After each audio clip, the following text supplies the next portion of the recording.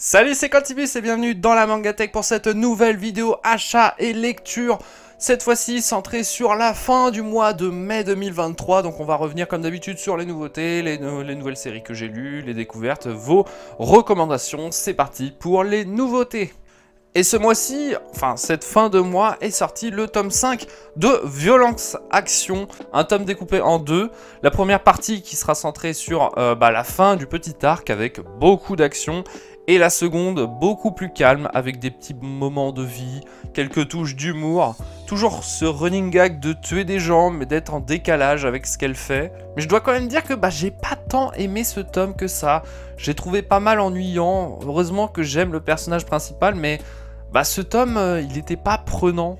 J'attends de voir avec la suite, surtout avec les prochains arcs narratifs qui arrivent, si ça en vaut vraiment la peine, mais j'espère ne pas m'être trop lassé de la série par rapport à ce tome précisément, parce que je trouve que effectivement c'est un tome qui bat un peu de l'aile par rapport aux 4 premiers tomes malheureusement. Cette fin de mois, la grosse sortie je trouve, ça a été Eden Zero, tome 25. Dans l'ensemble ce tome est vraiment excellent comme d'habitude, hein. La fin de l'arc, les retrouvailles, pas non plus vraiment nécessaires hein, je trouve comme retrouvailles, mais je trouve assez sympathique quand même. Le power-up de Chiki.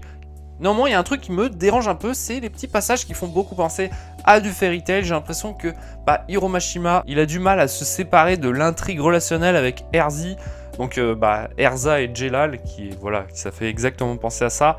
Voilà, je trouve que c'est un petit peu redondant là-dessus. On avait compris dans Fairy Tail. C'est aussi la problématique de Eden Zero, je trouve que c'est trop pompé par certains moments sur Fairy Tail. Bon, c'était une petite parenthèse, mais je trouve que là, ça commence à se diriger vers un axe que j'ai l'impression que ça ressemble beaucoup trop à Fairy Tail. C'est ça que je veux dire. Mais enfin bref, Eden Zero, en tout cas, c'est super à lire, c'est très agréable. Alors finalement, cette fin de mois, il n'y a eu pas tant de nouveautés que ça, en tout cas dans les séries que je fais. Il y a quand même 2 autres mangas que je vais quand même présenter, mais pas en détail puisque j'ai pas eu le temps de les lire, tout simplement parce que je les ai achetés il y a genre 2 heures au moment où je tourne.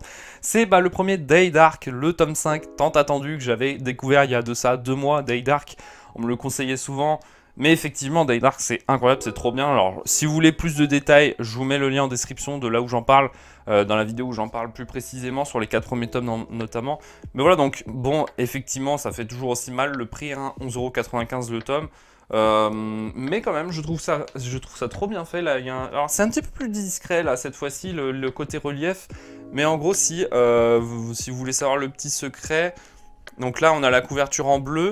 Où on voit le démon, et si on enlève la couverture, il y a un petit effet, je sais pas trop comment ça fonctionne, mais oula.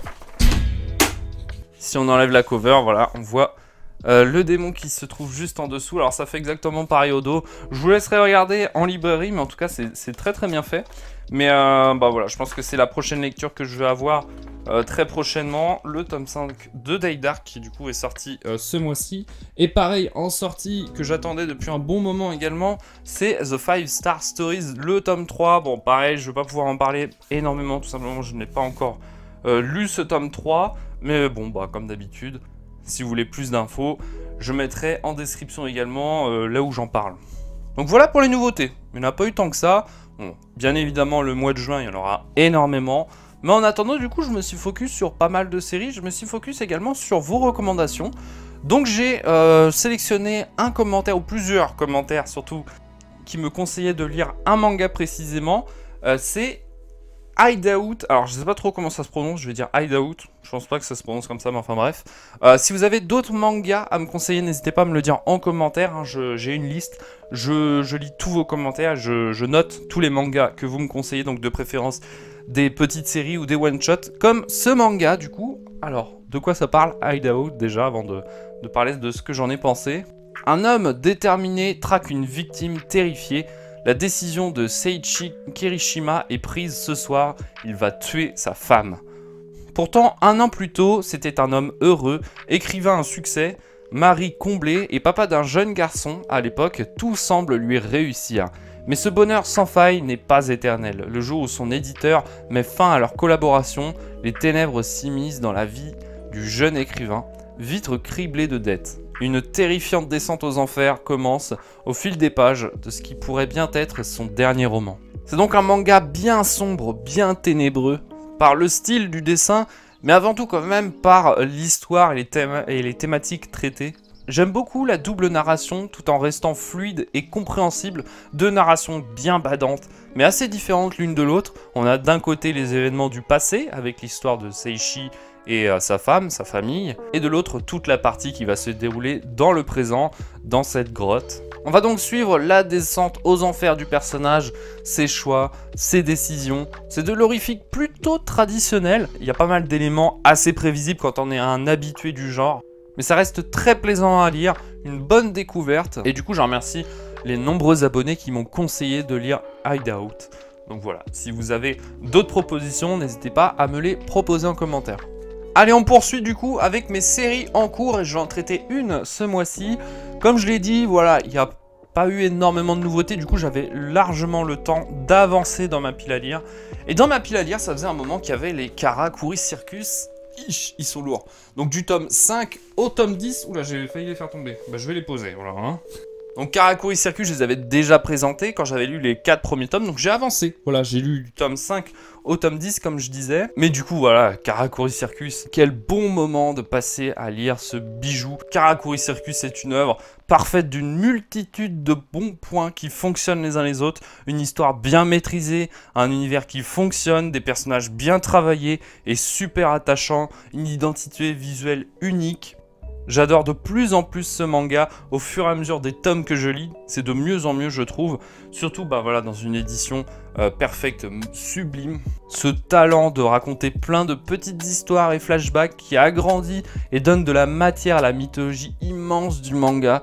J'adore le fil rouge, notamment du cirque, qui se développe avec la troupe qui s'agrandit petit à petit. Voilà, bref, Karakuri Circus, je continue la lecture. En plus, voilà, ce qui est bien, c'est que ça sort par salve de 4 tomes assez régulièrement. Donc je serai jamais à l'arrêt en termes de lecture. Je crois même que là, il y a du tome 13 au 16, je crois, qui est sorti. Donc j'ai largement le temps d'avancer. C'est trop bien, la lecture est trop plaisante. Il y a beaucoup de contenu dans un seul tome. Les tomes coûtent pas si cher que ça pour la qualité de ce que c'est. Non, Karakuri Circus, c'était vraiment la bonne découverte de l'année dernière. Je prends toujours autant de plaisir à lire cette série. Allez, la dernière partie de cette vidéo, c'est mes nouvelles séries, mes nouveaux mangas. Alors, celui-là, je ne savais pas trop où le mettre. C'est un one-shot. Il s'agit de My Broken Mariko. Donc, de quoi ça parle ? Quand Tomoyo apprend aux informations la mort de son amie Mariko, elle n'en croit pas ses oreilles. Mariko a la jeunesse brisée, qui lui vouait une admiration sans borne et qui s'est vraisemblablement suicidée. Tomoyo doit trouver un moyen de rendre un dernier hommage digne de ce nom à sa seule confidente. Pas question de laisser le père violent de la jeune fille prendre les choses en main. Elle se précipite chez lui, vole l'urne funéraire et hurle les mots de colère que Mariko a gardés en elle pendant toutes ces années.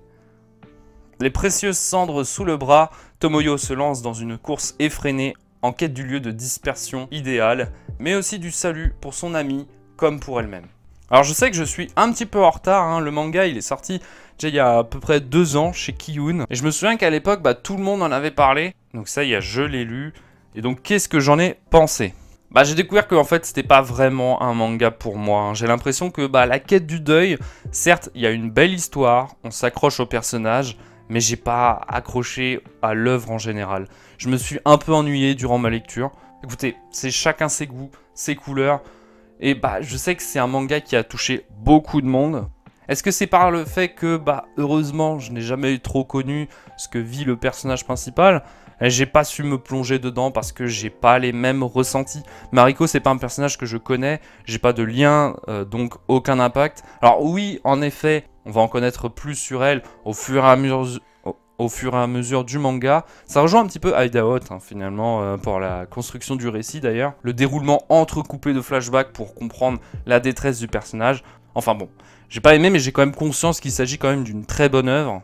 Mais c'est juste que voilà, c'est pas pour moi malheureusement.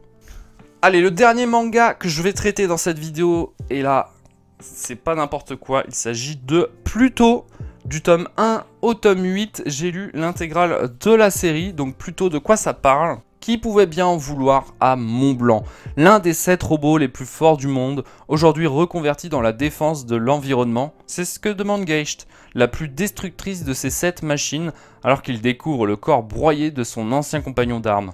2 étranges cornes plantées de chaque côté de sa tête décapitée. Quel est le sens de cette mise en scène macabre? Se pourrait-il que Mont Blanc soit le premier d'une longue liste? Gage n'a pas le choix. Il doit partir à la recherche de ses pairs pour les prévenir du danger qui les guette. Et si le criminel était l'un d'entre eux? Donc c'est une espèce de remake de Astro Boy, le petit robot, mais une version revisitée par Urasawa et Nagasaki Takashi. Donc ça part déjà sur une belle promesse. Un manga qui va reprendre la thématique déjà explorée de nombreuses fois de l'intelligence artificielle et leurs émotions, avec des valeurs de est-il bon ou mal de tuer un robot doté d'une intelligence artificielle? J'ai adoré l'écriture que l'on reconnaît par le style Urasawa, à savoir aller nous raconter toute une multitude d'histoires raccrochées par quelques liens les uns les autres. Et comme ça parle principalement des émotions, c'est parfaitement retranscrit par ces IA qui essaient de comprendre une chose innée chez les humains, cette recherche d'humanité chez les robots. J'aime beaucoup le discours que porte le manga à certains moments où le robot ne fait pas d'erreur, comme s'il en fait il devient humain, ça explore la perfection et l'imperfection. Il y a le côté pédagogique également, le social entre les humains et les robots qui est très bien représenté. Le sujet lourd de la guerre également qui est parfaitement maîtrisé.